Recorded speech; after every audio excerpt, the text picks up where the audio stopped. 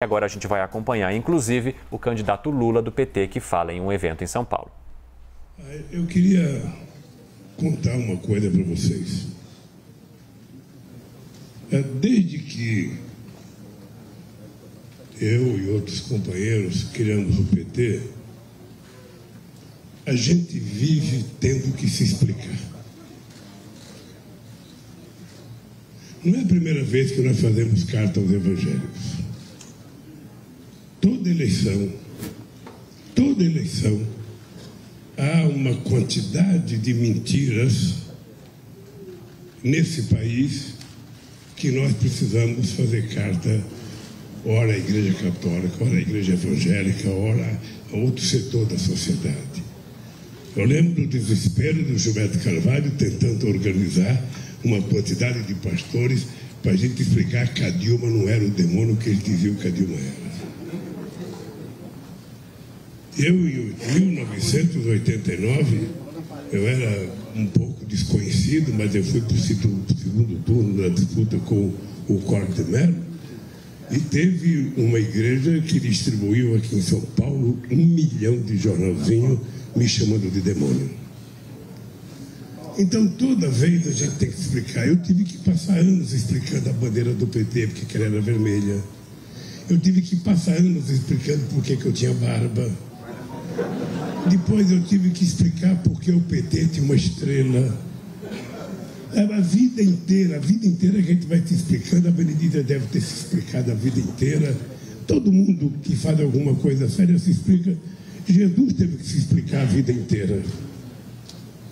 Porque a dúvida que se coloca sobre a gente é uma das armas para evitar que a gente possa exercer a tarefa de ganhar umas eleições. E eu tenho o azar de ter disputado muita eleição. Eu fui candidato em 89, 94, 98, 2002, 2006, a Dilma em 2010, 2014, o Haddad em 2018, e o Haddad sofreu as mesmas acusações que hoje a gente está vendo, sabe, em determinados setores das igrejas. Isso é triste, porque eu acho que os evangélicos prestam um trabalho social excepcional em muitos lugares desse país. Porque tem muita gente séria, sabe, que exerce a função de pastor para tratar da espiritualidade das pessoas, para tratar da fé das pessoas. Uma família, quando sai de casa para ir para uma igreja, seja ela católica ou evangélica, a pessoa não vai para escutar um discurso político, a pessoa vai para orar. A pessoa vai para assumir mais compromisso com Deus, mais compromisso com a sua família. E essa gente nos obriga a ficar como se nós fôssemos inferiores e menores. Porque no fundo, as acusações são as mais berrantes possível. Tem coisa que eu não acredito que um ser humano possa acreditar, mas eles falam, e tem gente que acredita. Agora inventaram a história do banheiro unissex. Gente, eu tenho família, eu tenho filha, eu tenho neta, eu tenho bisneta. Só pode ter saído da cabeça de Satanás a história de banheiro unissex. Só pode ter saído. Sabe, a quantidade de mentiras é uma coisa que, sabe, eu sou filho de uma mulher que teve 12 filhos, todos eles parto normal, com parteira, nunca com médico. E essa mulher criou 12 filhos, 4 morreram. E essa mulher nos ensinou o que é ter amor dentro de casa. Nós éramos 8 irmãos, minha mãe, 9, e mais 4 sobrinhos que vieram de Pernambuco. A gente dormia em 13 pessoas num quarto e cozinha. 13 pessoas num quarto e cozinha. E o banheiro que a gente tinha para usar era o banheiro do bar. Portanto, era o banheiro que as pessoas que ficavam no bar bebendo usavam. E a minha família tinha que ir lá naquele banheiro. Podia ter um bêbado ter ido antes, sabe? Feito qualquer coisa no banheiro. Era aquele banheiro que a gente tomava banho, era aquele banheiro que a gente frequentava. E a minha mãe nunca nos ensinou a ter qualquer coisa de raiva ou de ódio. A minha mãe sempre acreditava que as coisas iam melhorar. Em dezembro, como a gente ficava em casa, a gente não tinha dinheiro para comer pizza, mas a gente tinha a tal da missa do galo. A minha mãe fazia a gente ficar acordado até meia-noite para a gente ir na missa do galo. Sabe? A gente frequentava a missa do galo. Eu fui criado subordinado à orientação de uma família. Eu sou do tipo de gente que todo final de semana a gente reunia a mãe e os irmãos. E eu ainda tive um azar porque eu tive duas sogras. Tive duas sogras. Eu tive, na verdade, três sogras. Eu tive a primeira sogra que eu casei e a minha mulher morreu. Depois, quando eu casei com a Marisa, sabe, a mãe dela era minha sogra, mas a mãe do marido da Marisa, que tinha morrido, também foi adotada por mim, porque ela ficou com muitos ciúmes pelo fato de eu ter casado com a nora dela. E tinha um filhinho de 3 anos, e o filhinho era a adoração dela. Eu, para resolver o problema dos ciúmes, eu convidei ela para ser madrinha do meu primeiro filho. E aí ela ficou como sendo minha sogra, morando dentro da minha casa. Até morrer, morou dentro da minha casa, e eu respeitava como se fosse uma mãe. E aí arrumei outra sogra, que é a mãe da Janja. A mãe da Janja morreu de Covid, recentemente. Então, a família, para mim, é uma...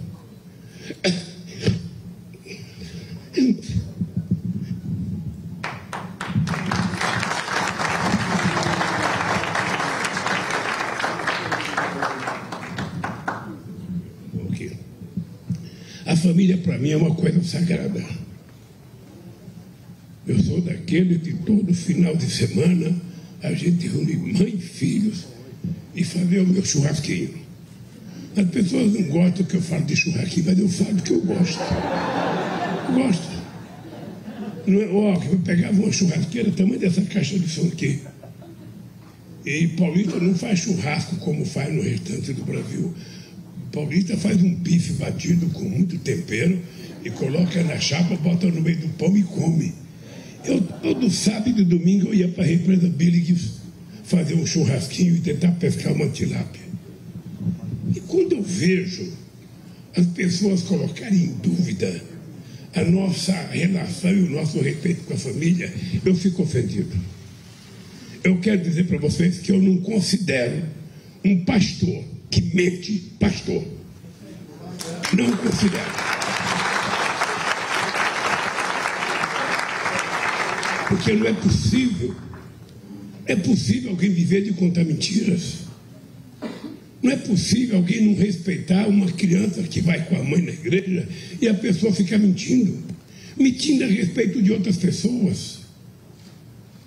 E o mais grave ainda, a pessoa pode querer escolher o Bolsonaro para presidente, pode que com a pessoa não tem nenhum problema. Mas a pessoa não pode mentir. A pessoa tem que avocar as qualidades para as pessoas até defender. Porque eu defendo que as pessoas participem de política. Mas se um pastor quer fazer política, ele que vá para a rua fazer política, ele não pode ir para a igreja fazer política. Se um padre quiser fazer política, ele que faça política. Mas não tire proveito do altar para fazer política. Saia. Vá para a rua fazer política. Vá defender ou questionar quem quiser. Porque a gente precisa ensinar a sociedade brasileira a tomar as decisões corretas. Eu nunca vi na minha vida, eu estou com 76 anos de idade, faço política, comecei no sindicato há mais de 50 anos, eu nunca vi a quantidade de ódio estabelecido nesse país por conta das mentiras. Por conta das mentiras mais absurdas possíveis. Mentira que quando eu ouço eu falo, não é possível que alguém acredite nisso, mas tem gente que acredita. Porque quem fala é um pastor que dentro da igreja é uma autoridade. E ele não pode se aproveitar da autoridade para mentir. Isso depõe contra a igreja. E cadê a nossa senadora? Eu, quando resolvi, fazer a carta, é por respeito a vocês. Porque eu sei o quanto as pessoas sérias sofrem para enfrentar as pessoas mentirosas, tanto na igreja evangélica quanto na igreja católica. Porque minha mãe dizia, a mentira, ela voa, e a verdade engatinha. A verdade é mais difícil, porque a verdade tem que ter argumento, tem que ter explicação. Às vezes demora para você convencer, né? Demora. A mentira não. A mentira, você falou a mentira, e hoje pela internet ficou muito mais fácil mentir. Você não tem que colocar a sua cara. Você publica uma matéria qualquer, ninguém sabe. E se estabeleceu a divulgação do ódio, a divulgação da raiva, a divulgação da mentira. Ou seja, eu sinceramente vivo no mundo, eu ainda sou analógico. Eu não tenho celular, não uso celular.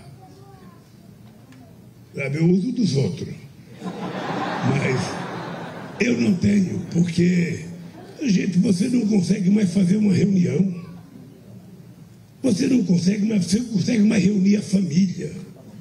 Você tenta convidar a família para ir, fazer um churrasquinho.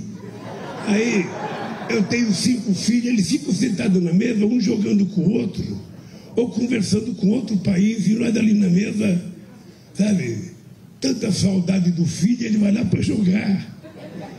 E os netos, então? Os netos nem olham para cá, o neto chega lá, já pede um computador, já pede um celular. Então eu não sou desse mundo. Eu não quero virar algoritmo. Eu quero continuar um ser humano com sentimentos. Eu quero continuar acreditando no ser humano. Eu quero continuar acreditando no ser humano. Eu gosto de conversar, eu gosto de tocar nas pessoas. Quando eu era presidente, os presidentes que eu encontrava ficavam meio... o Celso Amorim não gostava porque eu não sabia conversar, sem bater na perna, sem bater na cabeça. Aquele cabelo engomado do Hu Jintao, o presidente da China, o Bush. Era assim que eu conversava. Então, por que eu voltei a ser candidato a presidente? Gente, eu não me conformo desse país ter voltado à miséria que nós tínhamos acabado. Eu não me conformo, alguém tem que fazer alguma coisa, porque não é possível esse país ser o 3º produtor de alimento do mundo, o 1º produtor de proteína animal do mundo, e o povo está passando fome. Faz 5 anos que não se aumenta o salário mínimo com aumento real. Faz 5 anos que não se aumenta a merenda escolar, que é 36 centavos a parte do governo federal. As pessoas que estão arrumando emprego estão arrumando bico. Não tem mais emprego, que dê garantia de trabalho para as pessoas. Esse país não é respeitado por nenhum país, ninguém quer vir aqui. Ninguém quer vir aqui. Esse país, o presidente faz propaganda de arma e deixou agora o ensino médio sem livro didático. 300 mil crianças sem creche. Ou seja, que mundo é esse? Que mundo é esse? E eu acho que a velhice não é a idade. A velhice é as causas que a gente tem. A pessoa que tem uma causa para lutar nunca vai ficar velho. Porque você tem que se renovar todo santo dia. Você tem que acordar com vontade de fazer uma coisa. Todo santo dia você tem que acreditar que é possível fazer uma coisa. E eu acredito que nós vamos consertar esse país. Eu acredito, por Deus do céu, que eu estou nessa, porque eu acredito que a gente vai recuperar e esse povo vai voltar a sorrir outra vez. Esse povo vai voltar a trabalhar outra vez. Eu tenho fé em Deus que Ele vai nos ajudar a vencer essa batalha. Por isso é que eu fui buscar o Alckmin de vice. O Alckmin foi meu adversário. Eu digo sempre, ele chutava muito as minhas canelas, sabe? Mas eu não deixo de reconhecer que ele foi governador do estado de São Paulo durante 16 anos, foi mais 6 como vice, e eu acho que ele tem experiência suficiente para, junto comigo, a gente consertar esse país. E o país não pode mais continuar. Esse atual presidente, ele é um psicopata, mentiroso, um mentiroso compulsivo. Antigamente as pessoas ficavam vermelho quando mentia, ele não fica. E o mais grave é que é ele e a família inteira.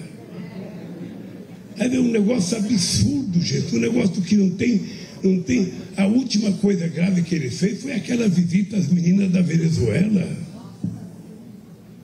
E ele depois acordou 1h da manhã para tentar se explicar para a opinião pública. Ele não tem respeito. Ele não tem respeito pela verdade, ele não tem respeito pela família. A família são os filhos dele.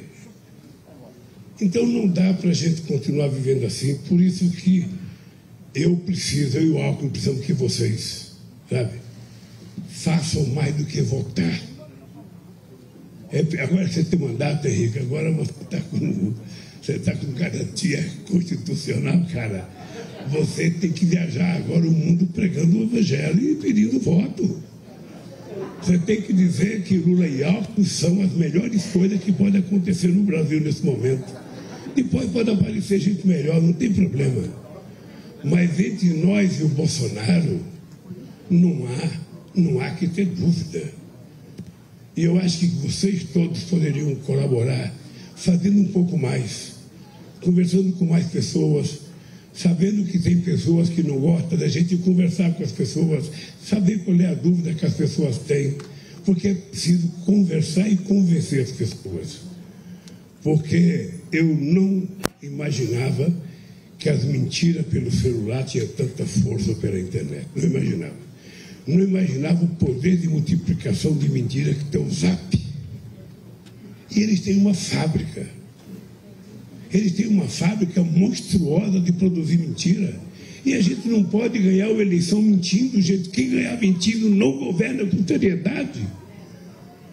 Porque a desgraça da primeira mentira é que você é obrigado a passar o resto da vida mentindo para justificar a primeira mentira.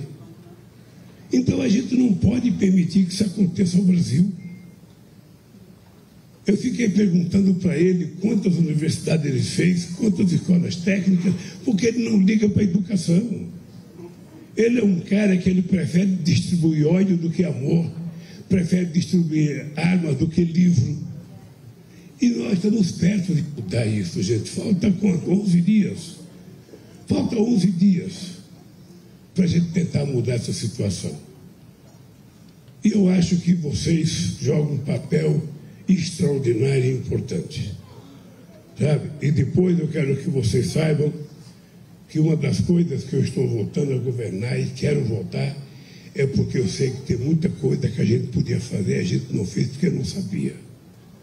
Sobretudo, grande parte das políticas sociais que o governo faz pode ser feito pelas igrejas.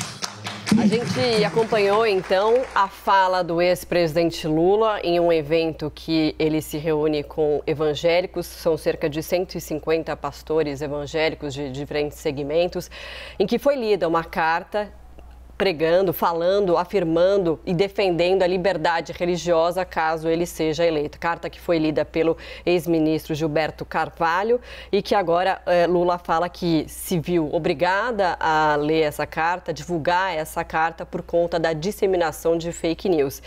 Num trecho da carta, ele diz o seguinte: posso lhes assegurar, portanto, que meu governo não adotará quaisquer atitudes que firam a liberdade de culto e de pregação ou criem obstáculos ao livre funcionamento dos templos.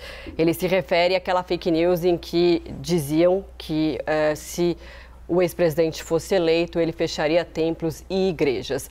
É importante a gente lembrar que a gente está mostrando a agenda dos candidatos, então a gente mostrou agora do ex-presidente Lula. Assim que a gente tiver a agenda e a fala do presidente Bolsonaro, a gente vai trazer aqui ao longo da programação da CNN Brasil.